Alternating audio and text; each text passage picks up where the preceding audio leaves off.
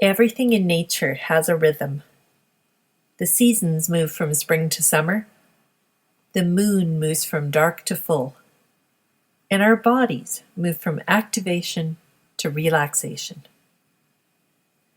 We each have our own rhythm of stop and go, on and off. It's easy to forget this because we're under pressure to be on all the time, to be in go mode. When we're in go mode, we're energetic and productive. Our sympathetic nervous system is activated and there's adrenaline in our bloodstream.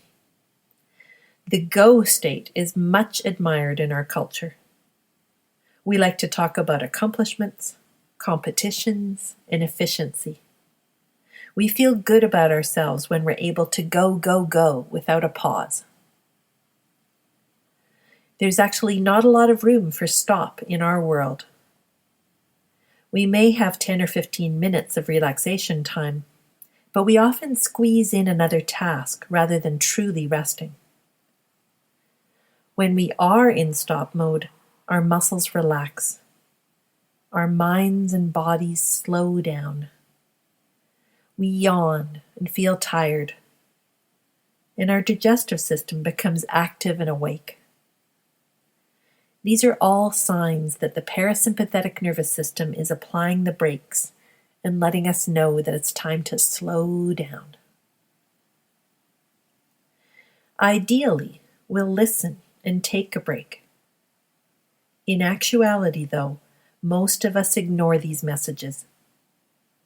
Even though we're drooping with tiredness, we have a cup of coffee or tea, we force ourselves to stay awake, and we continue being productive. In the short term, we're able to draw on our reserves and keep going.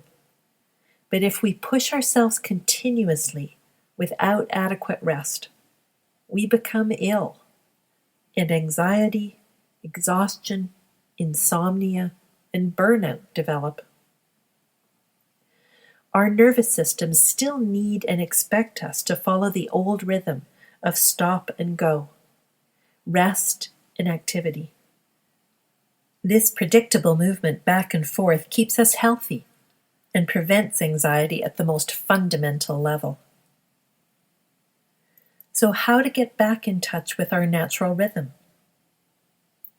We need to start noticing the signals our bodies are sending and to heed them.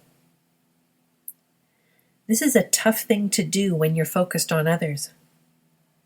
If you're caring for somebody who needs you, whether it's a young child or a sick family member, if you're making sure that you please your customers or your boss in order to keep your job,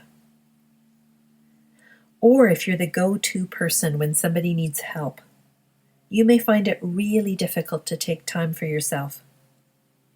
So let's be realistic. Let's start with creating a sliver of time that is just for you. It can be 10 seconds if that's all you've got. A sliver of time when you can check in with yourself, with your body, and see whether you're in stop or go or overload mode. Checking in may seem like a pointless thing to do if you don't have the time or energy to make any changes in your life. But it brings your needs back into the picture, which is well worth doing. If you see how many times each day you override what you actually need, it gives you strong motivation to make some of the changes we'll be talking about in this program. The act of checking in is also therapeutic all by itself. Your body becomes aware that you're listening, and symptoms may ease slightly just from this tiny interaction. It's worth trying. So let's try it right now. Click on the next section and let's begin.